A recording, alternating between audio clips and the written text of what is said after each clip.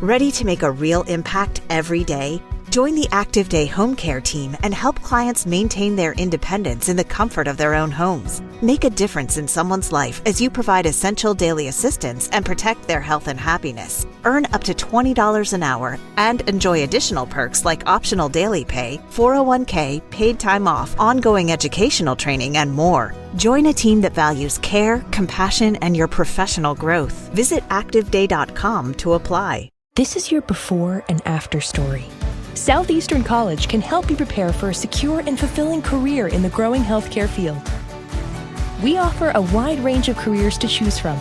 So whether you want to be a medical assistant, medical billing and coding specialist, nurse, surgical technologist, or another healthcare career, we've got you covered. Become a vital part of a healthcare team and make a real difference. Southeastern College, your future is bright. Visit sec.edu to get started. Okay, let's unpack this. Have you ever found yourself wondering about something, fundamental to how the country works, but then you realize you only know bits and pieces? Like birthright citizenship. Seems simple, right? Born here, you're a citizen. But it gets complicated.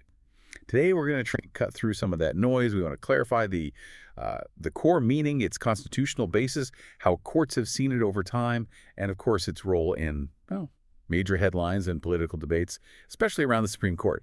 Our mission here is to give you that kind of well-informed shortcut. Yeah, and what's really fascinating, I think, is how a concept that feels so central to American law, it's also this persistent point of argument, debate. It's a cornerstone, but one that's, constantly being looked at.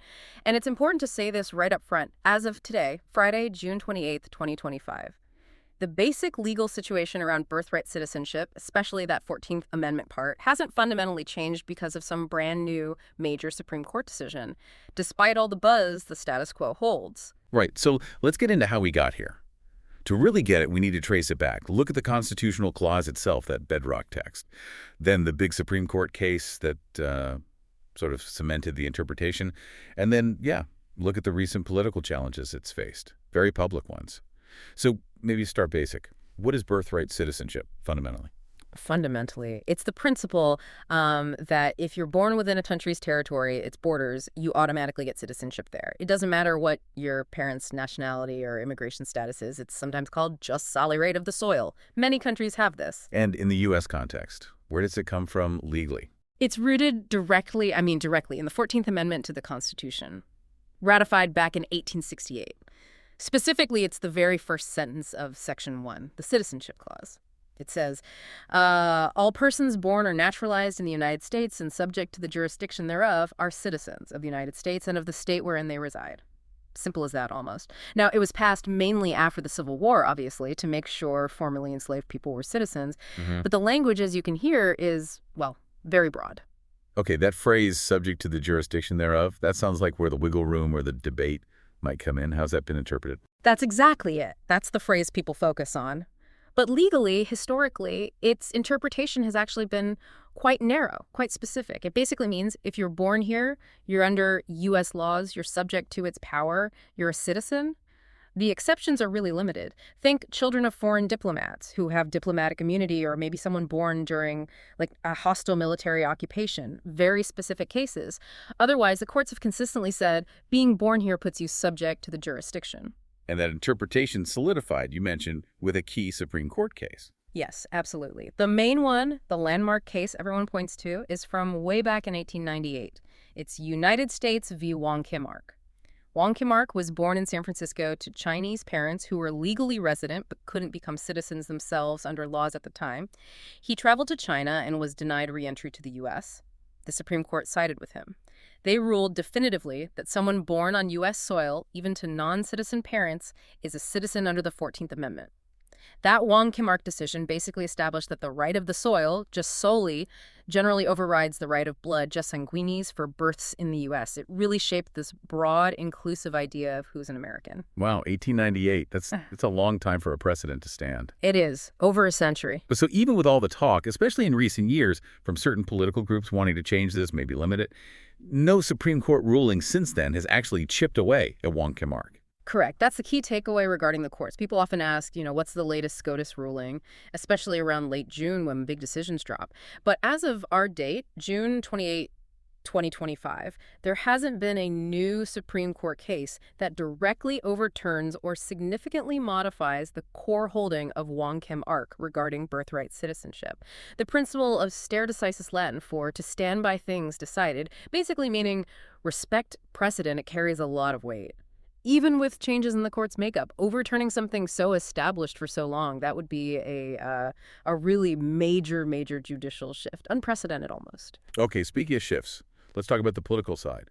Donald Trump's presidency definitely brought this issue to the forefront again. He talked a lot about wanting to end birthright citizenship. What were the actual proposals or actions during that time? And did any specific challenge make it up to the Supreme Court concerning the 14th Amendment part? Right, that's a critical point. President Trump was very vocal. He called birthright citizenship ridiculous, claimed it incentivized illegal immigration. He floated ideas like trying to end it via an executive order, just declare that the 14th Amendment doesn't mean what everyone thinks it means, or maybe push for legislation. These suggestions immediately sparked huge legal debate. Most constitutional scholars argued quite strongly that birthright citizenship is constitutionally guaranteed by the 14th Amendment, and that you can't just, wipe it away with an executive order. It would almost certainly need a constitutional amendment, which is incredibly hard to pass. Or, theoretically, that huge Supreme Court reversal of Wong Kim Ark we just talked about. So, lots of talk, lots of debate, but no specific case testing the constitutionality of birthright citizenship itself actually landed at the Supreme Court during his term. Exactly. His administration was involved in many high-profile immigration cases that did reach the court, things like the travel ban, DACA, border wall funding, but none of those were a direct assault on the citizenship clause of the 14th Amendment as interpreted by Wong Kim Ark. The fact that it didn't reach the court directly on that core issue, despite the rhetoric, really highlights how difficult legally it is to challenge such a fundamental, long-standing principle. That's interesting. Now, when we talk about legal challenges, especially to executive actions or policies, we often hear about injunctions, things like nationwide injunctions. While maybe not used directly for birthright citizenship yet, could you explain those briefly? Why might they be relevant if a serious challenge ever did happen? Sure. An injunction is just a court order. It tells someone, often the government, to either do something or, more commonly, stop doing something. Now, these nationwide or universal injunctions, they've become quite controversial. That's when a single federal judge issues an order that blocks a government policy across the entire country, not just for the specific people involved in the lawsuit. Critics sometimes call this the imperial judiciary, the idea that one judge is overstepping their bounds. Supporters say it's necessary to stop potentially illegal policies quickly and uniformly. So yeah, we haven't seen one specifically targeting birthright citizenship itself, but if an administration tried, say, an executive order to deny citizenship based on parent status, you'd instantly see lawsuits filed and requests for these kinds of broad injunctions to block the order immediately. It shows the power struggle between the executive and judicial branches in these areas. Right, that makes sense. It's part of the legal toolkit. Now, shifting focus a bit, is the U.S. unusual in having birthright citizenship? Do other countries do this? That's a great question. And no, the U.S. isn't alone, although it's maybe less common than it once was globally. While many countries in Europe and Asia follow jus sanguinis, the right of blood, where citizenship comes from your parents just solely, the right of the soil, is actually the norm in the Americas. Think Canada, Mexico, Brazil, Argentina. Lots of countries in North, Central, and South America grant citizenship based on birth within their territory. Historically, jus soli was more widespread, but many nations shifted away from it over time, so the U.S. practice fits within a distinct, primarily Western Hemisphere tradition. Okay, so let's try to pull this all together. We've covered the amendment, the key case, the challenges, the global context. What's the main takeaway for you, our listener? Well, it seems clear that birthright citizenship, coming from the 14th Amendment, strongly affirmed by United States v. Wong Kim Ark back in 1898, it's still fundamental U.S. law. That hasn't changed. And despite some very loud political challenges, especially as we discussed from figures like Donald Trump, no Supreme Court ruling has actually altered that basic legal framework. Not as of today, June 28, 2025. Exactly. And if you connect that to the bigger picture, the sheer stability of this principle, upheld for well over 100 years now, it really says something about the power of constitutional precedent in the American legal system. Any real change would likely need one of two things. Either a formal constitutional amendment, which is, notoriously difficult to achieve, or that kind of massive, dramatic reversal by the Supreme Court we talked about, which would be truly extraordinary. So for you listening, thinking about birthright citizenship isn't just a sort of an abstract legal thing. It's really about understanding a core piece of American identity. And it's about grasping this ongoing conversation, this dynamic debate about who belongs, who is an American, and how we define that. Which does leave us with a pretty important question to ponder, doesn't it?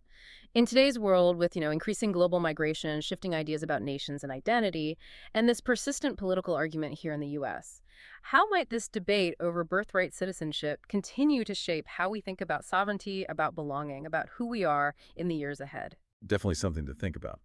It's a complex principle, deeply embedded, but clearly still very much alive in our national conversation, worth continuing to explore for sure.